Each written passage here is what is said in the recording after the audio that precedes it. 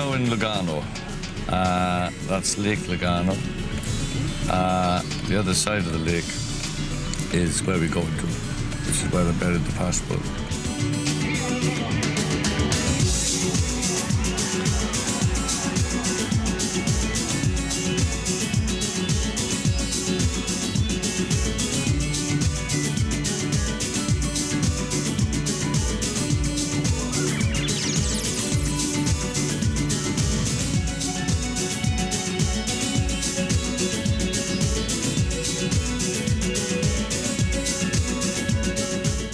You know, it's been 11 years since I was here last, and that was just a short visit.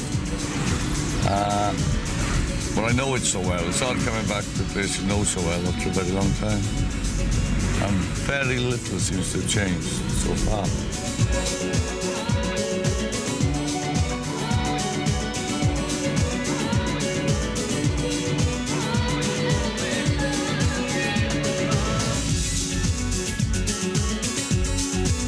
Campione means like enclave. So Campione in Italian means an enclave of Italy. So at this point, we cut crossing the Italian-Swiss border. Now in Italy. And I used to live here. It's up there that I live. One of these hanging over here, up there.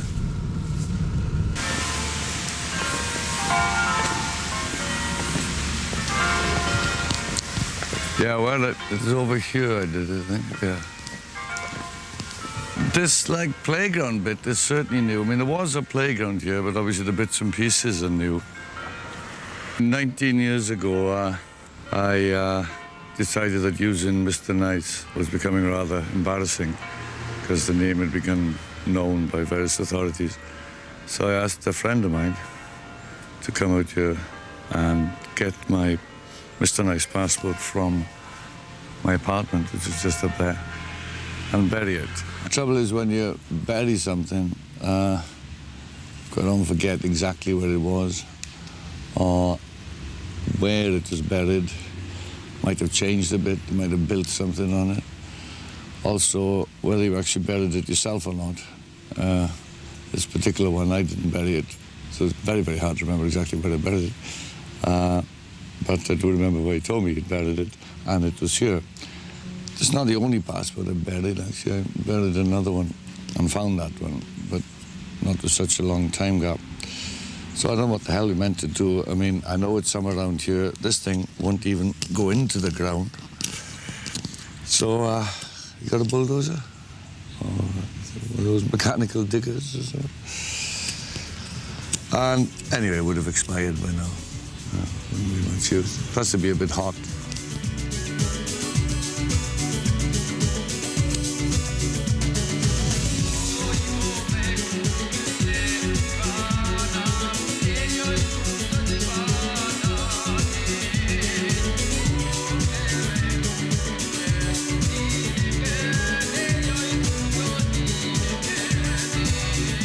I used to live in here when I was doing a lot of work smuggling out in Pakistan, India, and Thailand. And the contrast, you know, being in the fields out there, and then, you know, a mad drive to Karachi on the plane, in Zurich, and then suddenly here, waiting for the phone call. It was good, and the phones worked.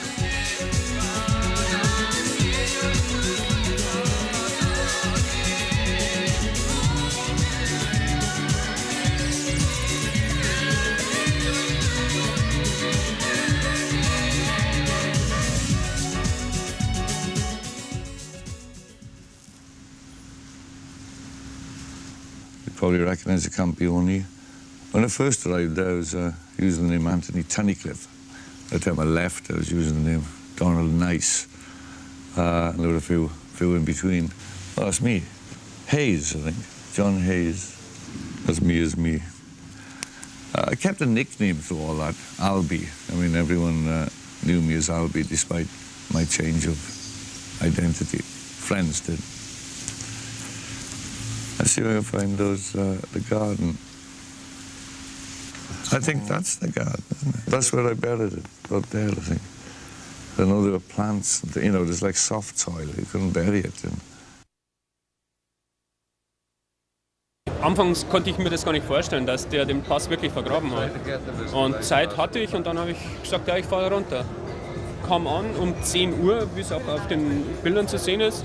Ja, dann habe ich mir den Spielplatz mal angeguckt, mir über das Ganze mal so einen Gedanken zu machen und dann habe ich mich vor dieser Palme hingesessen und habe mir gedacht, das kann es nicht sein, dass der den wirklich bei dieser Palme vergrabt. Weil wenn man sich das vorstellt, das ist total übersichtlich.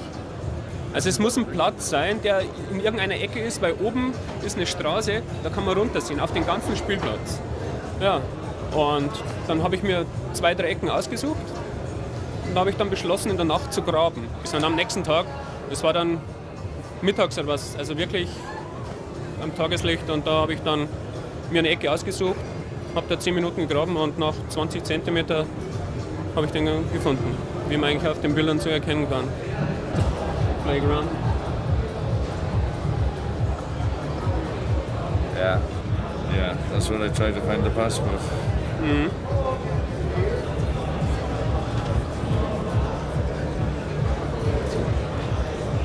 Und ich war auf diesem... So you found it? Maybe. Was anything else in there?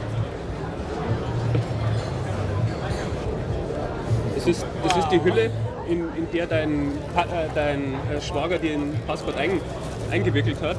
Also es Same riecht, way your brother-in-law put it in. Yeah. ja. Und du kannst es riechen 19 Jahre alt. That's the package. Smell it, it smells 19 years old. I never smell it. Yeah. It's a 19-year smell, wow. Let's see your passport. Hier.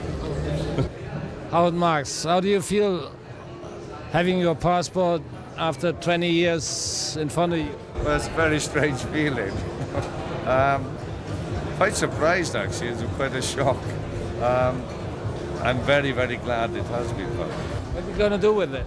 I'll probably give it to a museum. Yeah.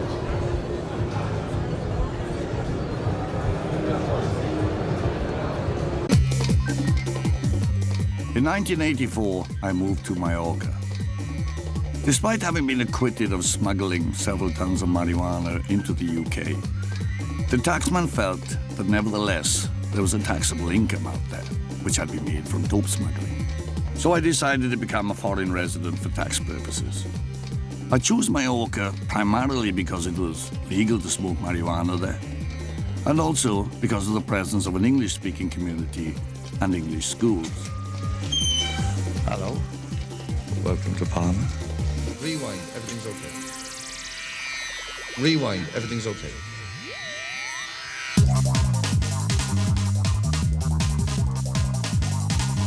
This is where I do all my work.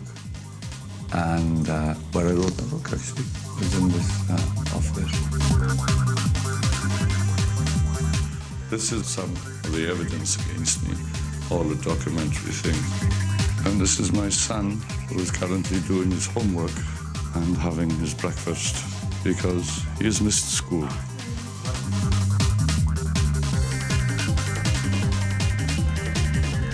You see his bench there? That's where the DA agent used to sit every morning to see which direction I drove to.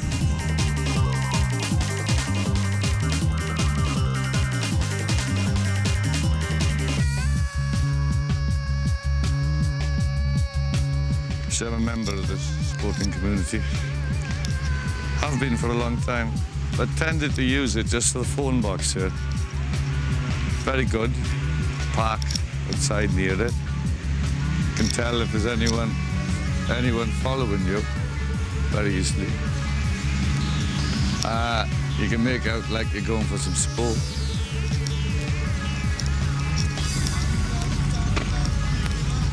And this is it. This is the phone box. I did all those multi-ton deals in the 80s from largely this one, not only this one, this is the main one. The only thing wrong with Spanish phone boxes is they don't have a number that you can be called back on. It's one huge disadvantage for the scammer. There's not being able to give the number of your phone box to be called back. You want to leave as little trail as possible. Theoretically, any phone call you made can be recorded, logged, documented.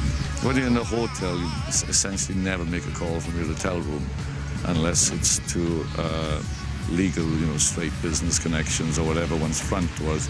I used to make a habit of just ringing the US Embassy immediately from my hotel room, or the MI6.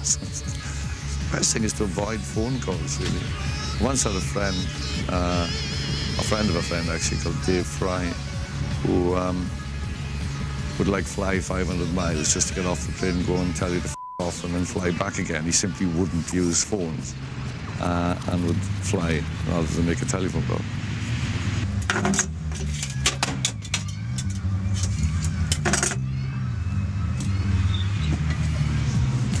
Okay, it's get very sweaty in those places.